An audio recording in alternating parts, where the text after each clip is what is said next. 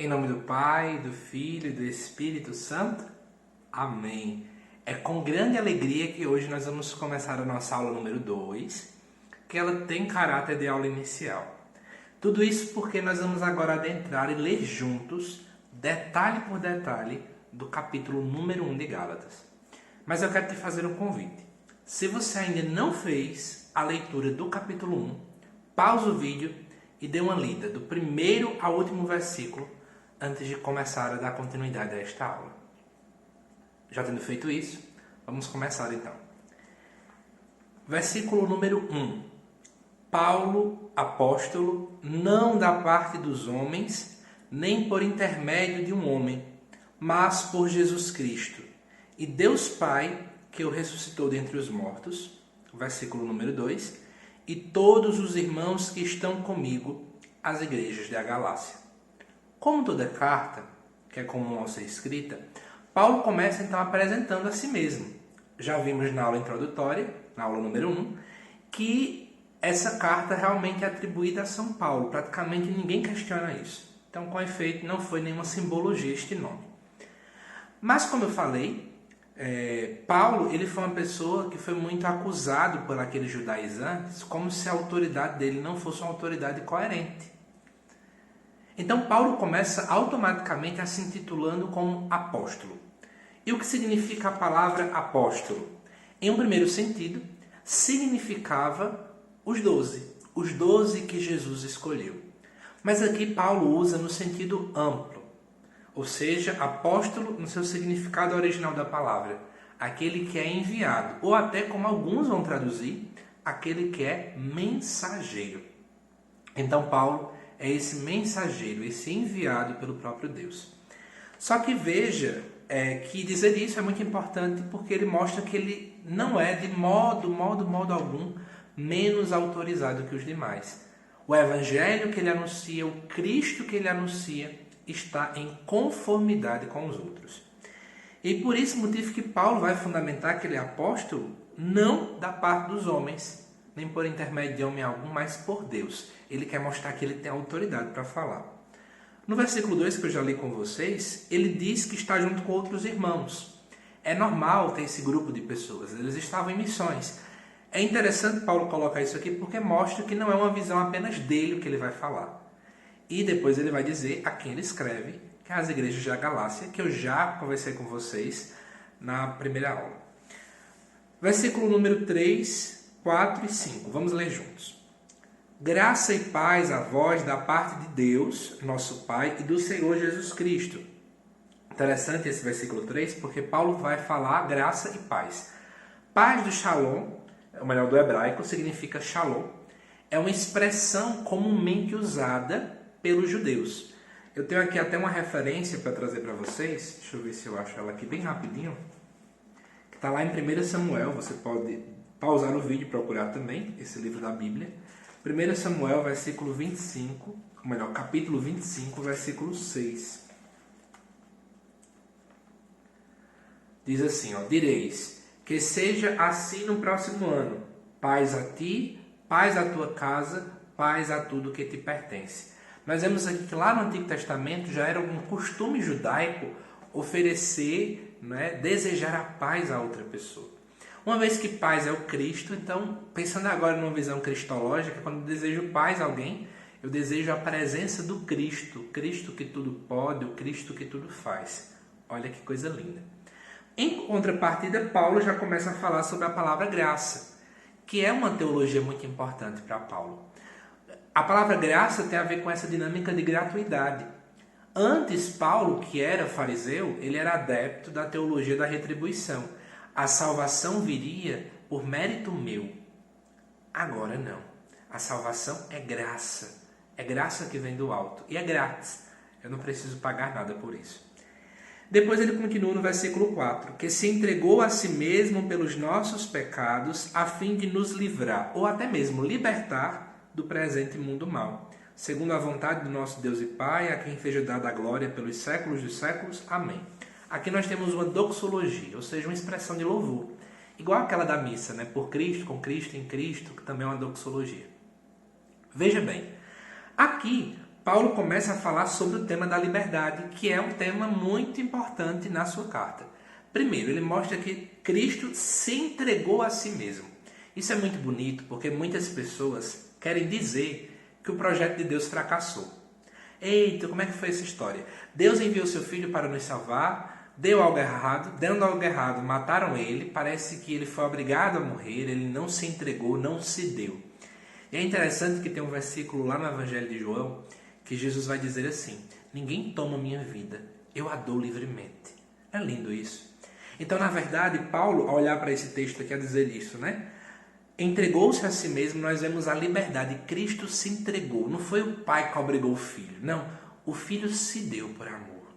A gente agora pode fazer essa referência ao amor cristão. O amor cristão não pode ser um amor obrigado, mas o amor que ama livremente. Ama porque é bom amar. Ama porque fomos feitos para o amor. Depois, aqui também se comenta, né, para livrar do presente mundo mal. O mundo não é mal. Se nós olharmos para o primeiro capítulo de Gênesis, Deus, ao criar o mundo e também ao criar o ser humano, as plantas, os animais, sempre finaliza cada dia da criação dizendo e tudo é muito bom. Né? Tudo é bom e no dia do ser humano, tudo é muito bom. O mundo é bom. Mas aqui reflete uma concepção judaica de que o mundo presente que nós estamos vivendo, ele não é um mundo bom. Só seria um mundo bom no final dos tempos. Que é uma visão relativamente cristã, mas nós cristãos temos uma visão ainda um pouquinho diferente. De fato, no futuro, quando Cristo reinar em completude, em plenitude, o mundo será show de bola. Mas já agora Cristo já reina. Então já agora o mundo já está nesse momento tão bom, né? Já foi criado bom, agora o reinado de Cristo já começou, mas no final dos tempos vai ser em plenitude. Enfim, veja que aqui tem o tema da liberdade, porque nos mostra que Cristo se entregou pelos nossos pecados. Cristo não se entregou necessariamente para poder nos libertar do problema financeiro, para poder curar a doença. É mais do que isso. É para libertar dos pecados. Isso é muito importante. Cristo nos livra do pecado. Mas vamos continuar. No versículo número 6, Paulo vai dizer: admiro-me de que tão depressa abandoneis aquele que vos chamou pela graça de Cristo e passeis a outro evangelho. Diferentemente de outras cartas, Paulo não começa elogiando a comunidade dos Gálatas. Mas na verdade, Paulo já começa a exortar. Nossa, tão rápido abandonaram o evangelho? Eu vim aqui e anunciei o Cristo. Mal saí, vocês já começaram a abandonar o Cristo? Não é? Lembrando que aqui esse evangelho não quer dizer o evangelho de Lucas, Mateus, Marcos e João, porque a carta aos Gálatas foi escrita antes dos evangelhos. Na verdade, esse termo evangelho significa o próprio Cristo, o próprio Jesus. Não é? Continuando. Não que haja outro. Né? Paulo vai dizer, não existe outro evangelho, não existe outro Cristo. Mas alguns que vos estão perturbando e querendo corromper o evangelho de Cristo. Santo Agostinho, quando comenta esse versículo, ele vai dizer o seguinte, é bem interessante. Ele vai falar que eles queriam corromper, mas não conseguem corromper. Jesus não consegue ser corrompido. As pessoas tentam deturpar a imagem de Cristo, as pessoas tentam denegrir a imagem de Cristo, mas não conseguem. Continuando. Entretanto, se alguém, ainda que nós mesmos ou um anjo do céu, vos anunciar um evangelho diferente do que vos anunciamos, seja anátema. O que significa essa palavra anátema que está em minha tradução? Nós podemos traduzir essa palavra também como amaldiçoado, seja separado do povo, meio que colocado, afastado da comunidade. Então Paulo está querendo dizer o seguinte, olha, pode vir quem vier, pode ser até um ótimo pregador, ou outro apóstolo, se anunciar um evangelho diferente, ou seja, um Cristo diferente do que eu anunciei a vocês, essa pessoa seja amaldiçoada.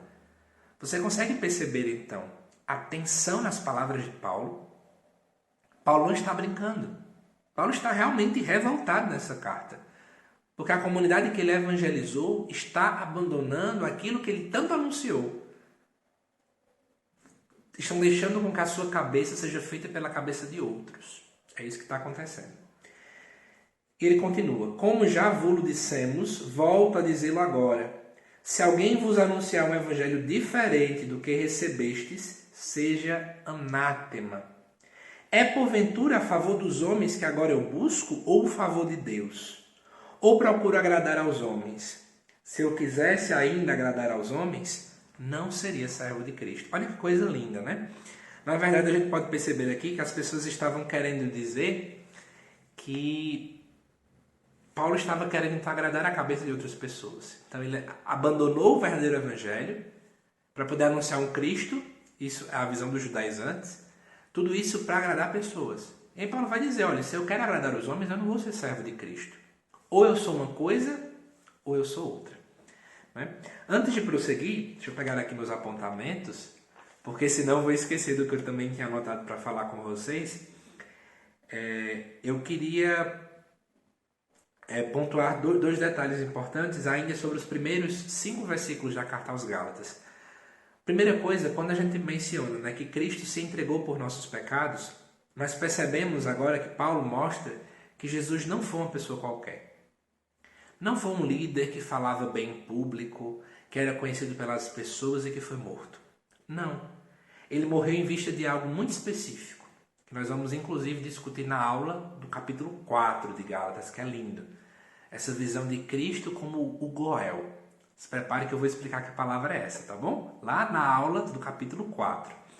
Então veja, Jesus não é uma pessoa qualquer. Ele é aquele que morreu em vista de nos libertar do pecado. Mas aí a gente pode fazer uma pergunta, e esse é o segundo ponto. Jesus precisava ter morrido? Eu já vou lhe dizendo que infelizmente eu não posso lhe responder isso tudo nessa aula de hoje, porque a gente ia gastar muito tempo e íamos ter que sair da Bíblia, aliás. Porque isso é teologia, isso não é Bíblia mais, tá bom? Teologia, no caso, são as construções que a igreja foi entendendo olhando para a Sagrada Escritura. Né? Não é só olhando para Gálatas, é olhando ela inteira.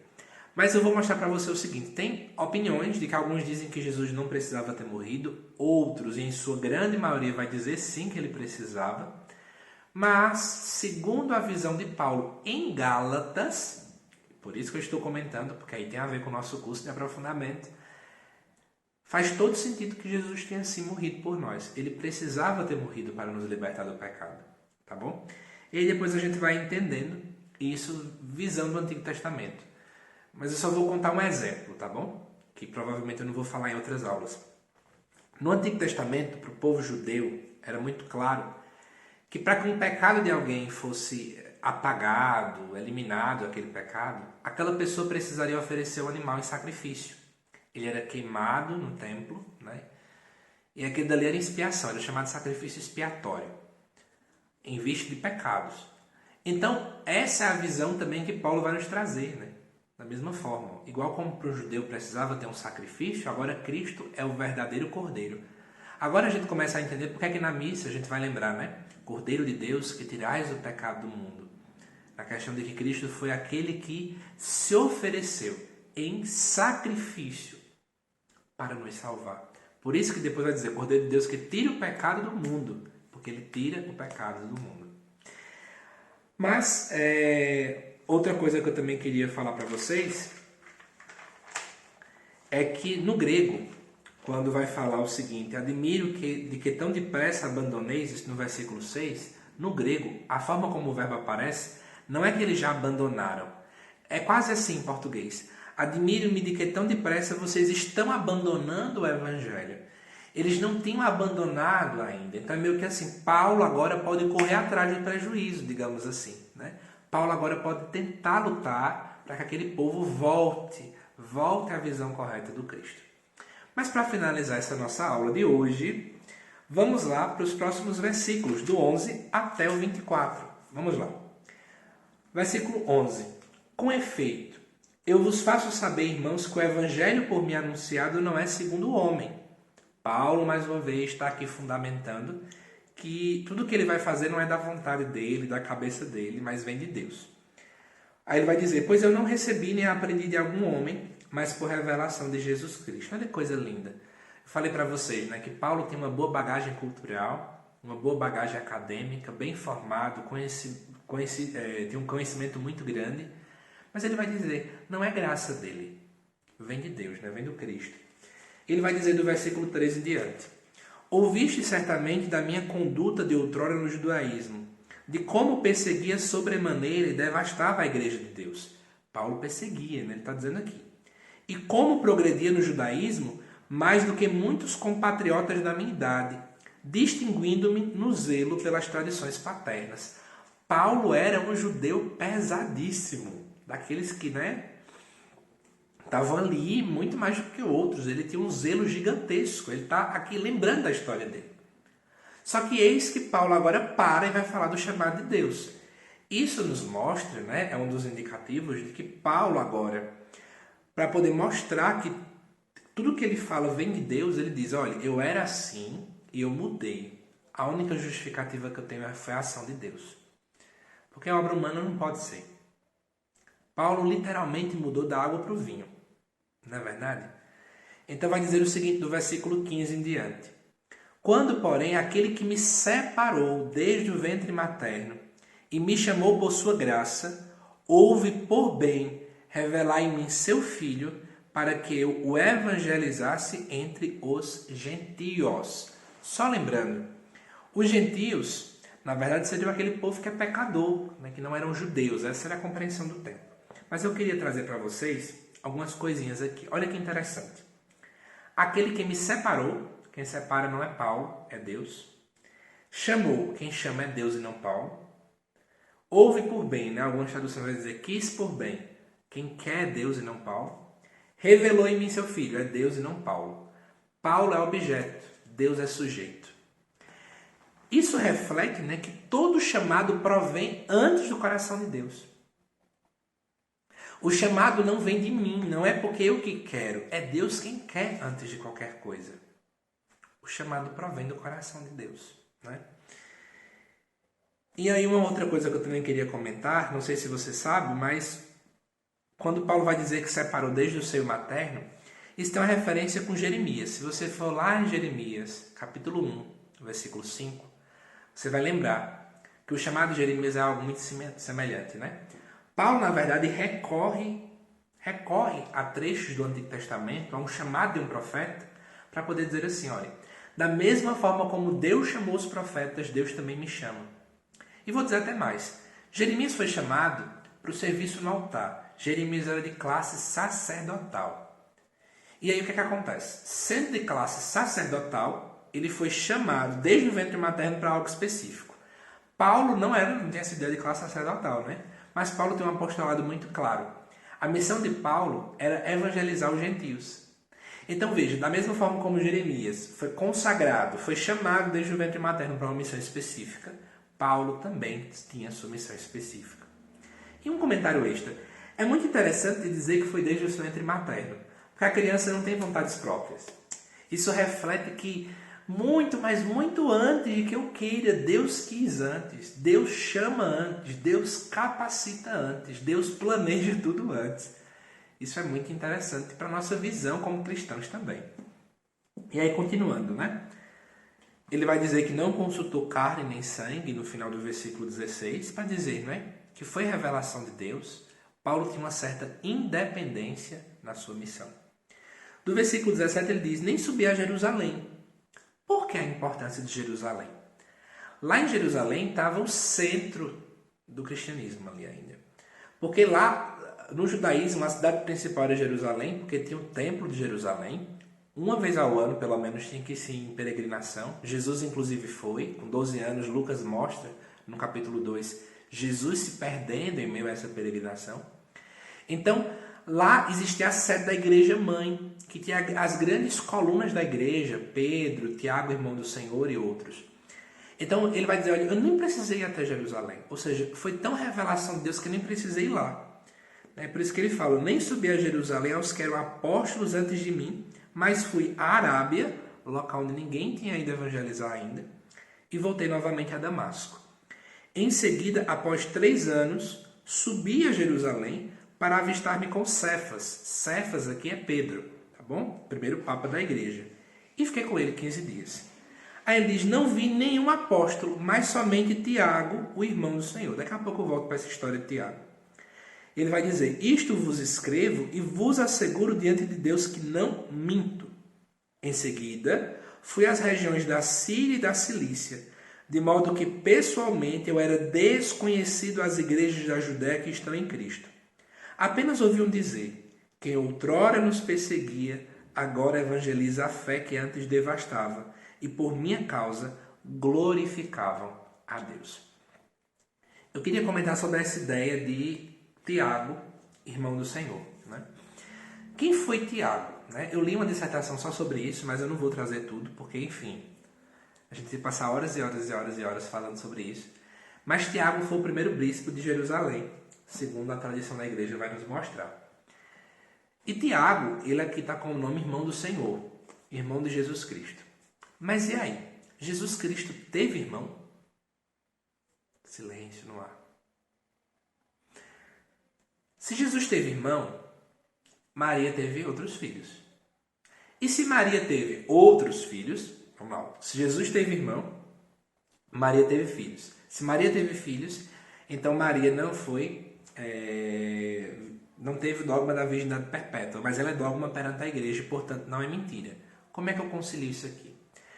Segundo a gente vai estudando, a gente vai entendendo que naquele tempo as famílias eram clânicas, existia um clã, né? Eram muitas pessoas de uma única família e se juntavam ali vários parentes e eles se chamavam de irmãos.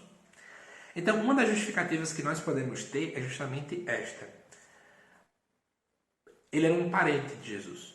Uma outra justificativa que também é plausível é que, na verdade, Tiago, ele seria dizer que ele é irmão do Senhor, é um título dado a ele em vista da proximidade que ele tem com Jesus Cristo. Então, reflita um pouco sobre essa dinâmica, né? A proximidade que ele tem com Jesus Cristo, tá bom? E é isso que eu queria conversar com vocês nessa primeira aula, na aula de Gálatas 1. E agora eu queria ler para vocês o que é que Scott Hahn vai dizer em seu livro de questionamentos para que vocês possam fazer, né? Para poder refletir. Primeira coisa, né? De que modo Paulo inicia sua carta? Para refletir agora diante do que a gente estudou. Como ele a organiza estruturalmente? Qual é o tema central da bênção que Paulo vai celebrar? Lembra que eu falei da graça? Né? Do Cristo que nos resgata do pecado? Isso é interessante. Outra coisa que Scott Hahn vai colocar aqui. Olhando para o versículo número 5. Pense aí. Ops, deixa eu pegar aqui a página errada agora. Só um segundinho. Só um segundinho que eu virei a página errada. Pronto, cheguei. Outra coisa, não olhando para o versículo 5, não, olhando para o versículo número 8. Esse termo anátema é empregado para quê mesmo? Significa o quê? Como é que Paulo está usando nesta carta? No versículo 10, né, os judaizantes estão acusando Paulo de ter feito o quê com o verdadeiro evangelho? Paulo os acusa de ter feito o quê com essa comunidade da Galácia? Né?